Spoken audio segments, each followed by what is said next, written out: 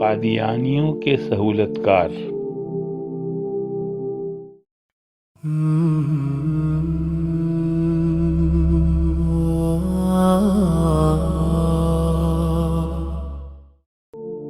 اعوذ باللہ من الشیطان الرجیم، بسم اللہ الرحمن الرحیم۔ ختم نبوت مسلمانوں کے ایمان کا لازمی حصہ ہے۔ کتنی مزیدوں کے نام ختم نبوت پر رکھے گئے ہیں۔ بہت سے ایسے چوک ہیں کہ جن کا نام ختم نبوت چوک رکھا گیا ہے۔ ختم نبوت کے نام پر ہر مسلمان کا دل دھڑکتا ہے۔ ایسے حالات میں کچھ ایسے نام نہاد اسلامی دانشور بھی موجود ہیں جو ختم نبوت کے عقیدے کے خلاف بڑی چالاکی سے کام کر رہے ہیں اور قادیانیوں کے لیے سہولت کاری کر رہے ہیں۔ ان میں سے ایک شخص جہلم کا مرزا انجینئر بھی ہے۔ دنیاوی لین دین تو آپ کر سکتے ہیں، تو یہود و نصارہ سے بھی کریں۔ ان کو کہ سورہ المائدہ میں ہے کہ اہل کتاب کی عورتیں تمہارے لیے حلال ہیں، ان کا ذبیحہ بھی حلال ہے کہ وہ اللہ کے نام کا کریں، ان کے ساتھ بیٹھ کے کھا بھی سکتے ہیں۔ مرزا انجینئر بڑے معصومانہ انداز میں کہتا ہے کہ قادیانیوں کو اہل کتاب کا درجہ دے دینا چاہیے۔ یہ تو ڈکلیئر ہوا مرتد والی کیٹیگری سے تو باہر نکلا ہے۔ اب کافر ہے تو کون سے کافر ہیں؟ کیا وہ اہل کتاب کافر ہیں یا بت پرست کافر ہیں؟ بت پرست تو نہیں ہے۔ اچھا، اب اہل کتاب پہ آ جائیں۔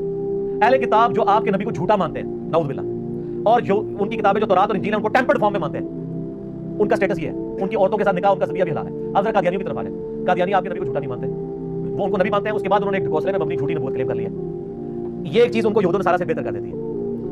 قادیانی قرآن کو مانتے ہیں، اب عمل کرنے کی بات وہ بریلوی دیوبندی والے حدیث شیعہ ماشاءاللہ جس طرح کا عمل اس کے اوپر کر رہے ہیں وہ بھی آپ کو پتہ ہے۔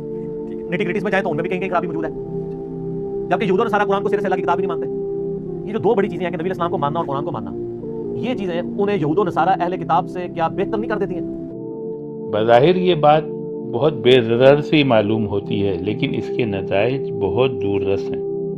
اہل کتاب قرار دیے جانے کا مطلب یہ ہے کہ ایک تو قادیانی عورتوں سے نکاح جائز ہو جائے گا، اور دوسرا مسلمانوں اور قادیانیوں کا ذبیحہ اور کھانا پینا ایک دوسرے کے لیے حلال ہو جائے گا۔ تباہی کا اندازہ لگایا جا سکتا ہے۔ پاکستان میں اہل کتاب صرف مسیحی برادری ہے، اور مسیحی لوگ اپنے ہی لوگوں میں شادی کرنا پسند کرتے ہیں۔ اگر کوئی لو میرج وغیرہ کا معاملہ ہو تو الگ بات ہے، اس پر بھی جھگڑے ہو جاتے ہیں۔ جبکہ پاکستان کے بہت سے علاقوں میں قادیانی مسلمانوں میں مکس رہن سہن رکھتے ہیں۔ اس طرح کا فیصلہ قادیانیوں کے لیے بہت فائدہ مند اور مسلمانوں کے لیے تباہ کن ہوگا۔ مرزا انجینئر جہلمی کے پیروکاروں سے درخواست ہے کہ ذرا غور کیجیے۔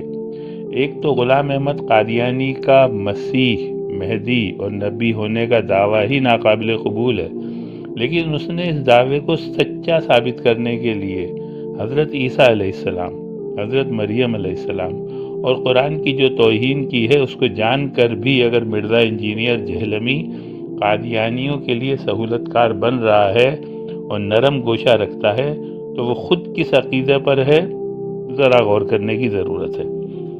جب غلام احمد قادیانی سے کہا گیا کہ تم مسیح ہونے کا دعویٰ کرتے ہو تو حضرت مسیح علیہ السلام تو مردوں کو زندہ کرتے تھے، تم بھی ایسا کر کے دکھاؤ، تو اس نے حضرت مسیح علیہ السلام کے اس معجزے کا انکار کر دیا اور کہا کہ وہ مردہ دلوں کو ایمان دیتے تھے، مردے زندہ نہیں کرتے تھے۔ اس طرح اس نے حضرت عیسیٰ علیہ السلام کے تمام معجزات سے انکار کر دیا مختلف بہانوں کے ساتھ۔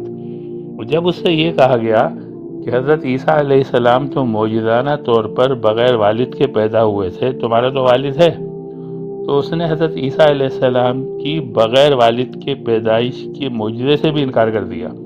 اس طرح اس نے حضرت مریم علیہ السلام پر بہتان لگایا اور قرآن کو جھٹلایا۔ ایسے عقیدے والوں کی مرزا انجینئر سہولت کاری کر رہا ہے۔ پیروکاروں اور شاگردوں کو دیکھنا چاہیے اور اس پہ غور کرنا چاہیے۔ صدق اللہ العظیم۔